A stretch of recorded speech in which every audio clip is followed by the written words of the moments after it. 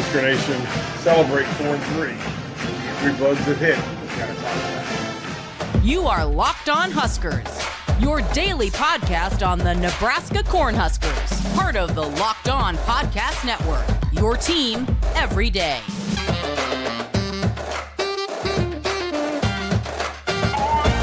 Hey gang, DP here. Thank you for making Locked On Huskers your first watch and listen each and every single day, and we appreciate you hanging out with us. Lots to talk about in this one. The injury bug exists. 4-3 sounds a lot better than 3-4.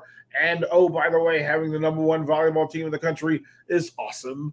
But before we get into all those stories, Mark Onweiler, if you would, please let them know about PrizePicks. Thank you, DP. This episode of Locked On Huskers is brought to you by PrizePicks. PrizePicks is the largest independently owned daily fantasy sports platform in North America.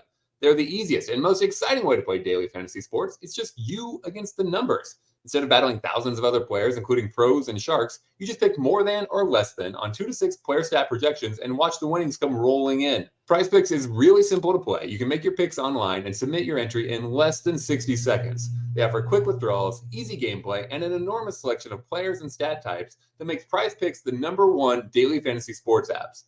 Plus, with the PrizePicks reboot policy, your entries stay in play even if one of your players gets injured. For NFL games and college football top 25 matchups, if you have a player who exits the game in the first half and does not return in the second half, that player is rebooted. PrizePicks is the only daily fantasy sports platform with injury insurance. So go to prizepicks.com/lockedoncollege and use the code LOCKEDONCollege for a first deposit match of up to $100. That's prizepicks.com/lockedoncollege and use the code LOCKEDONCollege for a first deposit match of up to $100. PrizePicks, daily fantasy sports made easy. DP, back to you. Thank you, sir. Greatly appreciate it. Again, we thank you for those of you who subscribe and get this content in each and every single day. And we will cover you all the way through October to get you through. And this is interesting times. Again, it's pretty cool to come and do this show when the team has a winning record. And quite frankly, that hasn't always been the case for the duration of Locked On Huskers. So it's nice that in the second half of the year, in a meaningful game, the Huskers figure out a way to snatch a win from the jaws of victory, from the jaws of defeat. And it appears that there are answers, except there are casualties in this thing, and there are bodies. So now the depth chart that goes out on Monday looks a little different. The conversations about who's playing and who's going to play, now we have to go through it. So it's announced today that Ethan Piper is out for the season. Turner Corcoran is out. Billy Kemp takes an injury, so he'll be missing for a couple of weeks. And then the whole chaos of who was hurt, who's injured, and then who's the next man up, the next Husker up. And as much as we like to when we hear Matt Rhule say it's really next man up consistently, and a part of the messaging and a part of the branding. But when you lose players who have created some level of success and changed the standard in the business, then the young people behind them and the people who've been waiting get an opportunity. And that's what this means. So let's start at the positions that require some deeper level of conversation. And for me, the offensive line is a big part of Nebraska's identity. And it answers for all the questions that exist about it. It also provides some answers. But with Corcoran out, this is what the offensive depth chart looks like. And I want to go through it offensively, then we'll go through it defensively, and then we'll celebrate the number one Lady Huskers in volleyball. But I want to go through this. The announcement today, and then, of course, Teddy Prohaska, who was injured, but the 6'10", 325-pound sophomore gets another opportunity.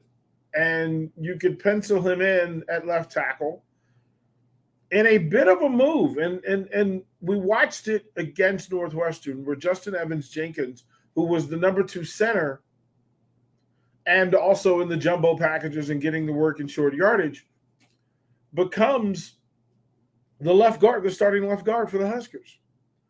Now, this is a redshirt freshman. Now, granted, at 6'1", 315, he seems to fit in with what Nebraska wants to do, able to do, plans to do. But if we said 4 months ago that Justin Evans-Jenkins is the starting left guard, we have some questions. And all of those things are true. All of those things are in play. Ben Scott, who took a couple of plays off, actually got hurt. Wasn't injured, but hurt. And there's a difference between the two. Justin Evans-Jenkins jumps in for Ethan Piper at left guard. Now, that means there is an entirely new starting left side. Prohaska and Evans-Jenkins. And again, not a part of what we projected forward. Ben Scott at center.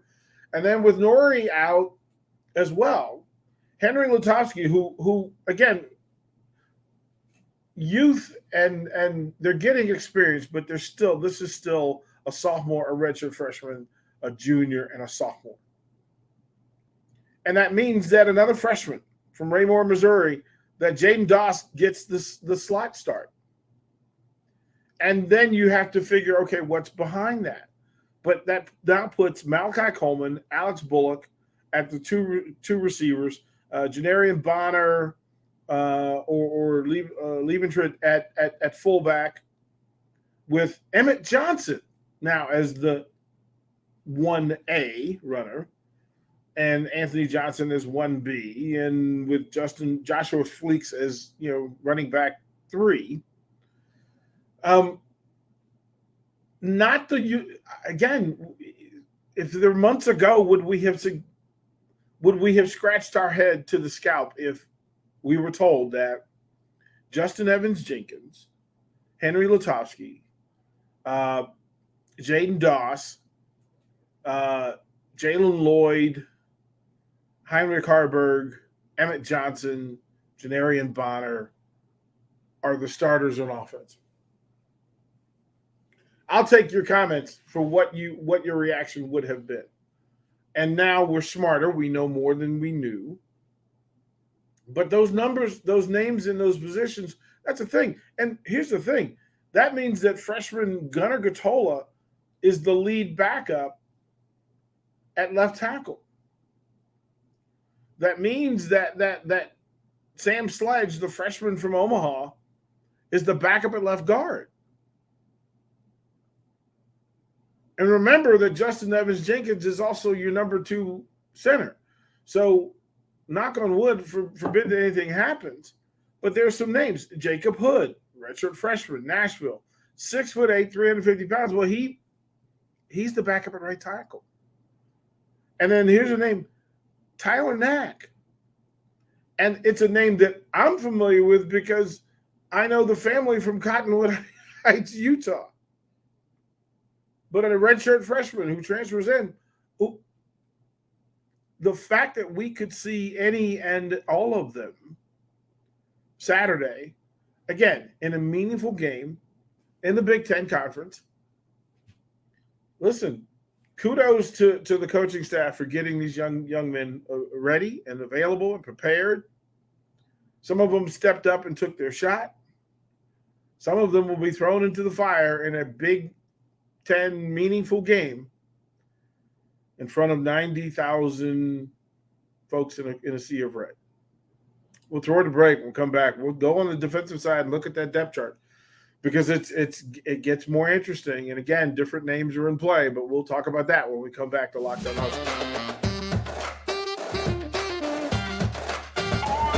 Hey, gang, again, thank you for hanging out with me on Lockdown Huskers, your Huskers every day. Greatly appreciate it. Mark Onweiler, if you would please let them know about Athletic Brewing.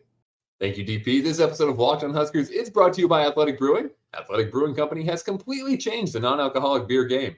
They make non-alcoholic beers that actually taste good. They're full of flavor. They're well-crafted, just like your favorite full-strength beers. Their brews are great tasting and award-winning and beat out full-strength beers in global competitions. They have over 50 styles of craft non-alcoholic beers, including all your favorites, IPAs, Goldens, Sours. They even have hop seltzers. I tried the black cherry hop water seltzer. Super good, full of flavor. You're not missing anything with it. And the best part, no hangovers. Ever. You can find Athletic Brewing Company's non-alcoholic brews at a store near you or buy online at athleticbrewing.com. And first-time customers can use the code LOCKEDON to get 15% off your first online order. That's code LOCKEDON, LOCKEDON, LOCKEDON at checkout for 15% off at athleticbrewing.com. Near beer, exclusions and conditions apply. Athletic Brewing Company, fit for all times. DP, back to you. Good stuff all around. And we looked at the offensive side of the ball and on the defensive side of the ball. Look, the depth chart, because of what Tony White plays and utilizes and the volume of players that he's utilizing and the different skill sets that are required from that there are in the three key defensive line groups, there are 8 players that you could expect to see. And then there's another 3 or 4 that you probably will see as well.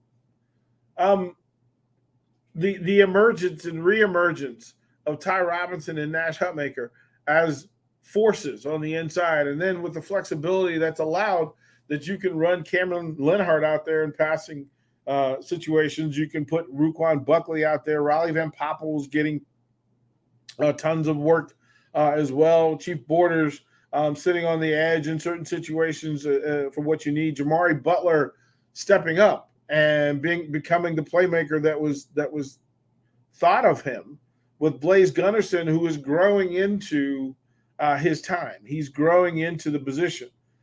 Seeing more of Luke Reimer, the return of Luke Reimer, and seeing more of him. Nick Henrich and his ability to stay on the field, that's a big deal. Javen Buda-Wright. Again, if you see any of those 3 linebackers out there separately or together, there's some comfort because we've seen the work. John Bullock, Makai Gabayer, MJ Sherman, Prince Yumi Yellen. Okay, we'll get it after 3 months. That those are names, and then you add some of the scout team players who have stepped up and made themselves a factor. Like, they've made themselves a factor. It was amazing to watch Sackman come in and they say, oh, he's from the scout team. Oh, he's a playmaker. He's a guy that's been ready. And it's pretty cool to watch. But through all those positions, and then to see Isaac Gifford, DeAndre Barnes is as a freshman out of Aurora, Colorado, should see some time on the field. Malcolm Hartzog as the starter. Omar Brown has been exceptional.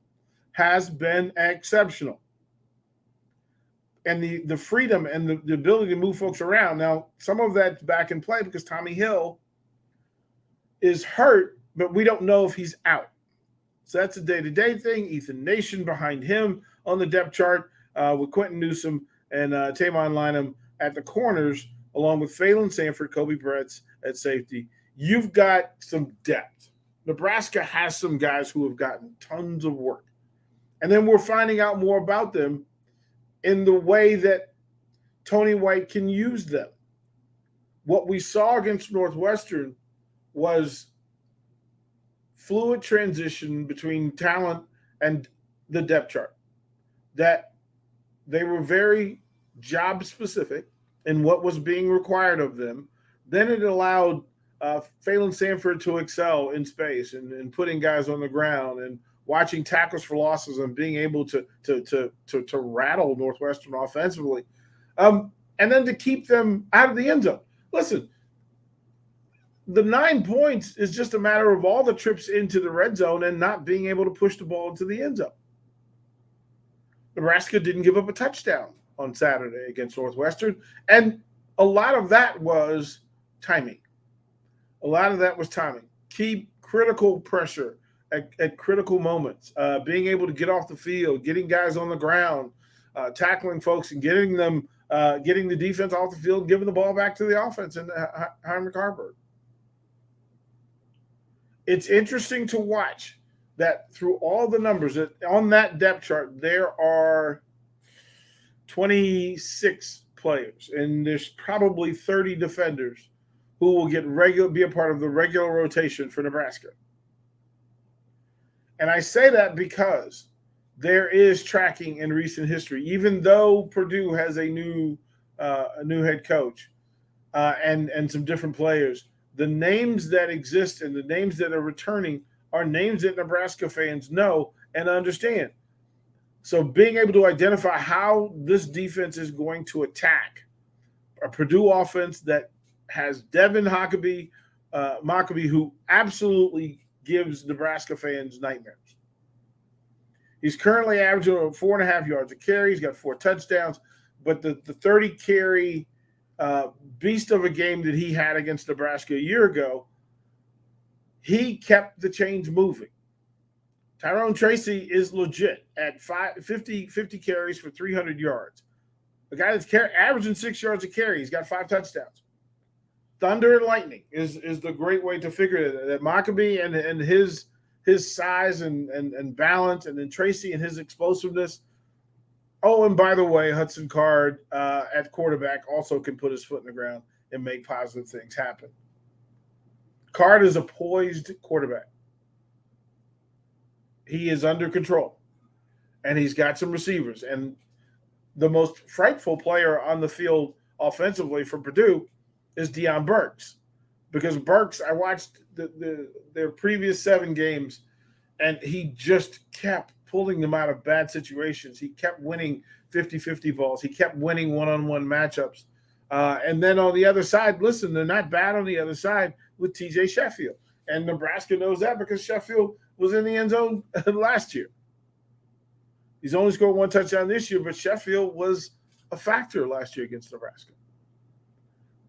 Purdue uses its tight ends up and down the seams pretty well, and they like to take the big shots downfield. So Tony White will have his hands filled and trying to figure out exactly what it is that he wants to do, exactly what it is that he wants to take away from Purdue, and then what personnel is going to best suit for this to happen. And I think a big part of all of it for me is that the defense has gotten better over the course of the 7 weeks of the season. In week 8, this is a critical opportunity for Tony White to stamp in Sharpie. Like, let's get it in full ink exactly who this Nebraska defense is, because Purdue can put points on the board. They've done it several times this year. Defensively, I think Nebraska's a better team, but we'll go through that over the course of the next week. We'll go through all the things that make sense and say, listen, from this point, here are the matchups that you need to look at, offensive tackles versus defensive ends and other. We'll go through all of that over the course of the week leading up to beat Purdue. We'll throw the break and close it out here on Locked On Huskers when we come back. Thank you, gang. Appreciate you again, DP. Locked On Huskers, thank you for hanging out. And listen, you get caught up in opinion versus fact, and the fact is that this is a 2-5 Purdue team. Does it mean it's a bad team? No, it means it's a 2-5 team. You're fully capable of saying a team is what it is. This is a 2-5 football team. But when you look inside of the numbers and you look inside of the matchups, what they've done over the course of this thing, there's some numbers that have been put up. Now, they looked good against Virginia Tech in finding a way to hold off. They got up 17-0, then held on. They lost to a Fresno State team that, quite frankly, they shouldn't have lost to. They put 35 points on the board and just could not get off the field defensively. They lost in West Lafayette to a Syracuse team that I also didn't think they should have lost to. But they gave up 35 points on offense. They had some breakdowns with penalties on special teams. And then the same could be said for Wisconsin. They lost. They gave up 38 points. If you give up, having watched Wisconsin over the course of the season, if you say that you gave that offense 38 points, there were some defensive flaws. But then they spun the wheel, regrouped, regathered, went toe-to-toe with Illinois, and then put up 44 points offensively. And Nebraska's familiar with that Illinois team. That's a team that can pull off an upset at any point. They play at a high level or they play at the level of their opponents. On that particular day, Purdue got the best of them in a big way. And then the last 2 games for Purdue, One, they lost in a slobber knocker to Iowa. A 2014 game where they had several opportunities to win the game. Some of the playmaking, some of the play calling, all those things were in question, but it was a pretty good football game. And then their last outing, they took it on the chin. It was a tough one against Ohio State, 41-7. They come into this one 2-5 with an opportunity to turn their season around. And for Nebraska, it's a chance. Dare I say this out loud? This is a chance for Nebraska to be on a full-on win streak. 2 games over 500 with a pretty good spot to be in the Big Ten West. There's a bunch of folks in the Husker Nation that are going, oh boy. And some are going, oh yeah, let's go. An opportunity to win 1 game to put yourselves at 5-3, 1 game short of being bowl eligible, and giving this fan base something to really sink their teeth into. It's going to be a big week at Memorial Stadium. It's going to be a big ball game. And quite frankly, for me, I'm excited to see what all the young guns and the Malachi Colemans and the Jaden Dawsons and all, what are they going to do? What are they going to do? You're not sneaking up on anybody anymore. It's time for bright lights in Big City. And I'm looking forward to watching the young Huskers get their work in and make their statements. More importantly, claim their positions. It's that kind of week at Memorial Stadium. Tomorrow's episode, I want to go into some of the numbers, and we'll do that tomorrow. But for now, I'll say thank you again for making Locked On Huskers your first watch and listen each and every single day. And we'll close with the 3 words we love so much. Mark, hit the music. Go Big Red.